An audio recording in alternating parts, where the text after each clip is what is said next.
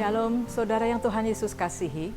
Tidak terasa kita sudah melalui bulan Januari di tahun 2021 dengan lancar, dengan baik, dan saya berharap saudara-saudara tetap kuat dan siap untuk melanjuti hidup di tahun 2021 pada bulan Februari mendatang.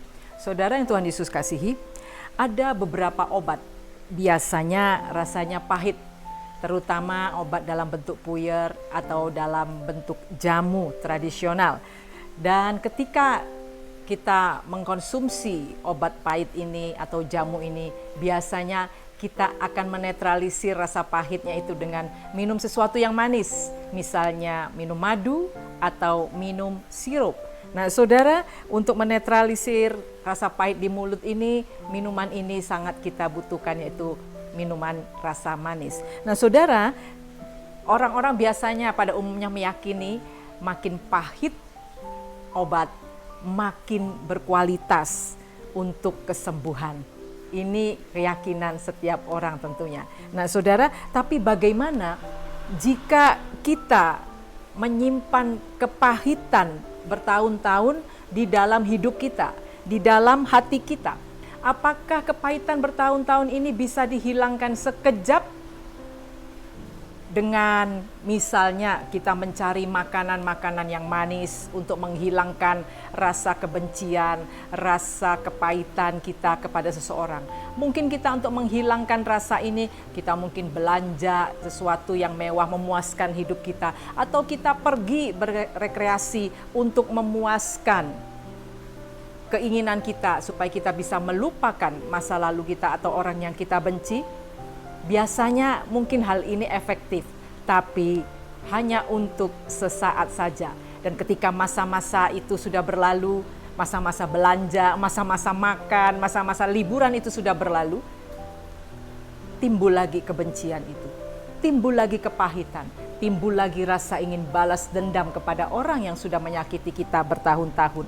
Nah, saudara yang Tuhan Yesus kasihi, kita melihat bagaimana jika kepahitan ini, dendam ini, kebencian ini menumpuk bertahun-tahun dalam hidup kita, maka pastilah itu akan menghancurkan sukacita kita. Dan jika sukacita ini hancur, pasti hubungan dengan keluarga, hubungan dengan sesama, hubungan dengan orang-orang di ada sekeliling kita juga akan menjadi hancur dan menjadi buruk. Lambat laun orang-orang akan meninggalkan kita karena melihat sikap kita yang tidak bersahabat. Saudara yang Tuhan Yesus kasihi, dan lambat laun orang yang menyimpan kepahitan ini adalah racun dalam tubuhnya. Dia akan mati secara perlahan-lahan, secara rohani. Saudara yang Tuhan Yesus kasihi, saya akan memberikan satu contoh akibat dari kepahitan atau dendam yang bertahun-tahun, berlarut-larut tidak diselesaikan. Akibatnya buruk sekali, yaitu tentang seorang yang menyimpan dendam yang bernama Ahitofel. Saudara, Ahitofel adalah seorang penasehat Raja Daud. Dia adalah orang penting, kepercayaan Daud, tapi dia berkhianat untuk membunuh atau untuk menjatuhkan Daud karena dia memiliki rasa dendam dan kepahitan kepada Daud. Saudara, apa yang menyebabkan Ahitofel ini begitu benci, begitu marah dan ingin menghancurkan Daud? Yaitu karena yang pertama, saya ingin memberikan dulu siapa Ahitofel ini. Saudara, kenapa dia memiliki rasa dendam demikian besar? Ahitofel ini memiliki seorang putra. Putranya bernama Eliam.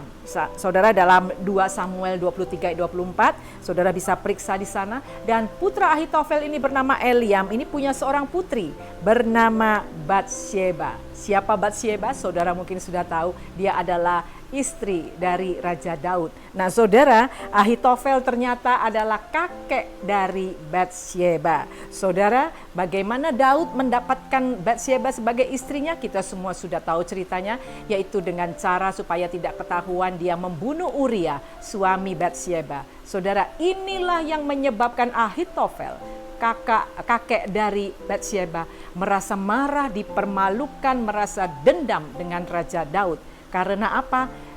Cucu menantunya dibunuh dengan tidak manusiawi, yaitu mengirim ke medan perang untuk menjadi umpan. Saudara yang Tuhan Yesus kasihi, seharusnya Ahitofel bangga dia memiliki seorang cucu dan seorang suami, yaitu Raja Daud, dan dia adalah secara tidak langsung kakek mertua dari seorang raja Israel yang terkenal. Tetapi kebanggaannya itu, sukacitanya itu dikalahkan oleh kebencian, kepahitan kepada Daud dan rasa ingin menghancurkan. Saudara yang Tuhan Yesus kasih, sampai tiba waktunya Ahitofel ingin menghancurkan Daud ketika dia mendapat tawaran dari Absalom, anak Daud, untuk berbalik menyerang Daud, dan dia menjadi penasehat Absalom. Saudara, mungkin pikir Ahitofel, inilah kesempatan saya untuk menghancurkan Raja Daud. Saudara yang Tuhan Yesus kasihi, apakah Ahitofel berhasil menghancurkan Raja Daud melalui Absalom, anak Daud? Kita melihat di dalam 2 Samuel 17 ayat 23. Firman Tuhan berkata demikian, ketika dilihat Ahitofel bahwa nasihatnya tidak diperdulikan, dipasangnyalah pelana keledainya, lalu berangkatlah ia ke rumahnya, ke kotanya. Ia mengatur urusan rumah tangganya, kemudian menggantung diri. Demikianlah ia mati, lalu ia dikuburkan dalam kuburan ayahnya. Saudara yang Tuhan Yesus kasihi, kita melihat di sini ternyata nasihat Ahitofel pun tidak diterima oleh Absalom dan ditolak. Karena ditolak dan dia tidak bisa membalas dendam kepada Raja Daud, akhirnya dia memutuskan untuk bunuh diri. Saudara yang Tuhan Yesus kasih, lihatlah dampak dari kepahitan, dari rasa dendam yang disimpan terus-menerus akan menghasilkan niat jahat dan akhirnya berakhir pada kematian, kehancuran. Mungkin saudara, saat ini ada saudara-saudara ada di antara kita yang menyimpan kepahitan, dendam. Saudara mungkin merasakan, saya baik-baik saja, saya fine saja meskipun saya menyimpan dendam. Saudara, saya katakan, boleh saja saudara berkata demikian, saya baik, saya diberkati. Itu secara jasmani mungkin saudara masih hidup. Tetapi orang yang menyimpan kepahitan, yang dendam tidak diselesaikan, dia adalah sudah mati secara rohani.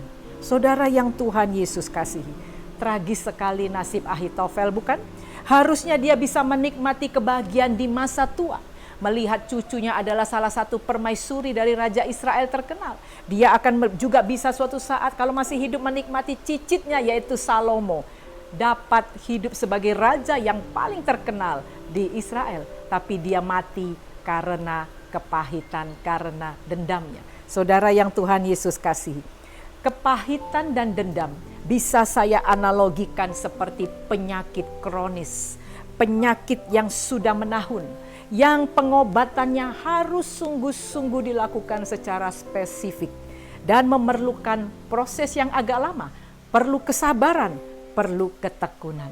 Saudara, inilah langkah-langkah agar kita terlepas dari kepahitan kronis, kepahitan menahun, kepahitan yang menggerogoti hidup kita. Langkah pertama, saudara, sadarlah bahwa kita ini manusia yang tidak sempurna. Saudara yang Tuhan Yesus kasihi, lihat firman Tuhan mengatakan dalam 1 Yohanes 3 ayat 15, bahwa setiap orang yang membenci saudaranya adalah seorang pembunuh manusia. Dan kamu tahu bahwa tidak ada seorang pembunuh yang tetap memiliki hidup yang kekal di dalam dirinya. Saudara, tahukah Anda, ketika saudara menyimpan kepahitan, dendam, saudara juga tidak sama baiknya dengan orang yang engkau benci. Mungkin kita merasa lebih baik dari orang yang menyakiti kita. Tapi firman Tuhan mengatakan bahwa seorang yang membenci saudaranya, yang dendam kepada saudaranya, dia adalah seorang pembunuh. Saudara yang Tuhan Yesus kasihi, langkah pertama untuk kita sembuh dari penyakit kronis, penyakit menahun, yaitu kepahitan yang menahun. Sadari bahwa Anda pun tidaklah lebih sempurna dari orang yang telah menyakiti Anda. Dan jika Anda terus-menerus hidup dalam kepahitan, Anda adalah seorang pembunuh. Firman Tuhan mengatakan demikian. Saudara, apakah hukuman bagi si pembunuh? yaitu kematian kekal. Artinya dia tidak memiliki kehidupan kekal. Ini firman Tuhan yang mengatakan, saudara. Orang yang mati karena memiliki kepahitan yang belum dilepaskan, dendam yang belum dilepaskan. Firman Tuhan katakan kematian kekal, tidak ada sorga bagi dia.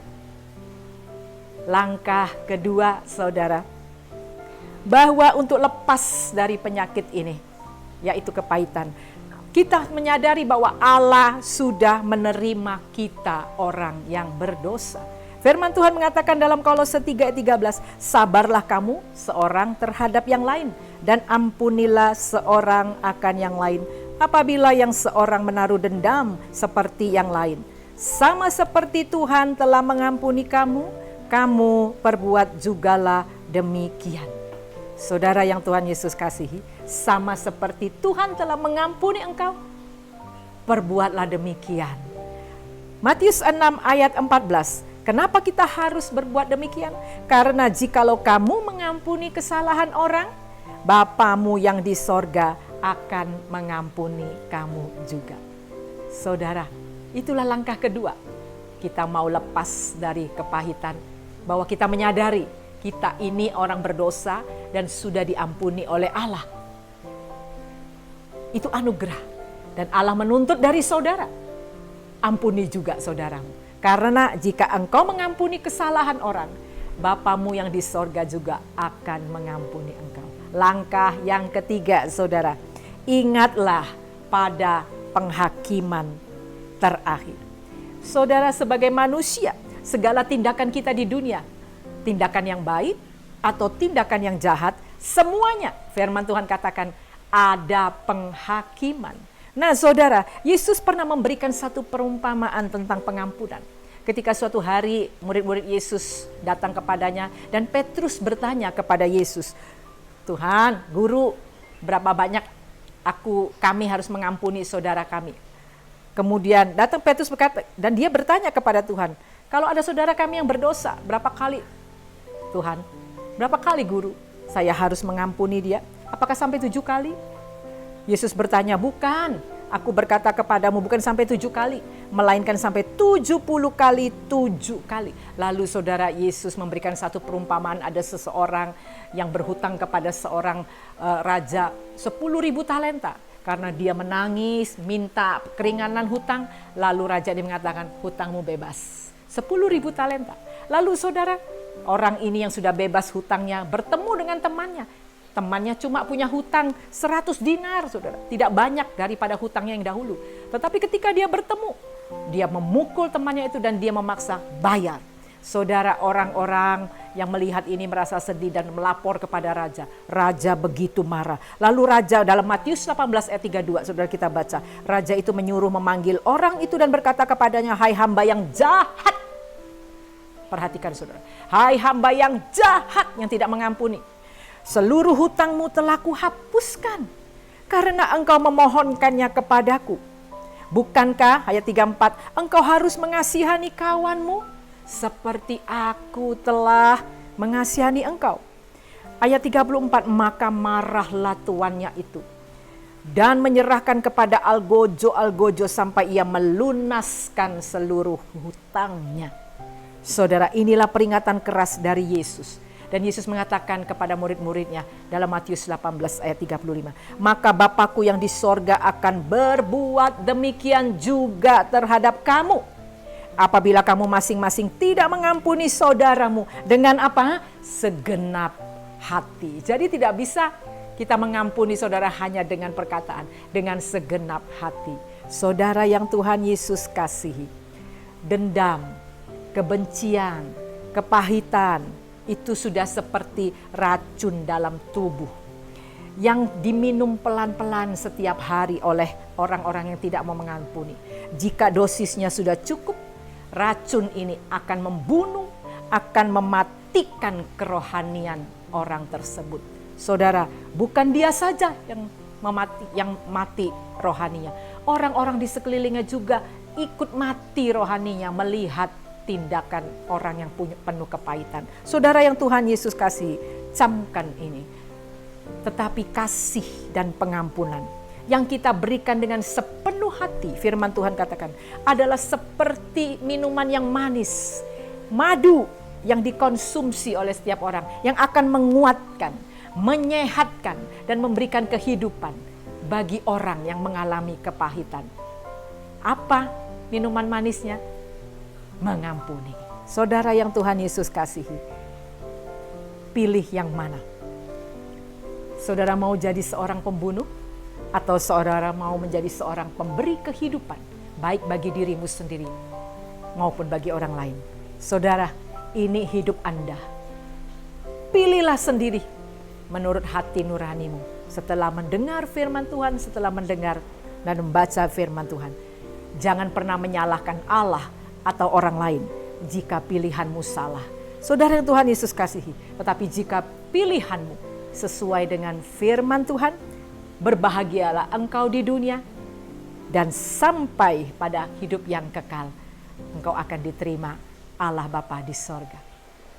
Amin. Tuhan Yesus memberkati.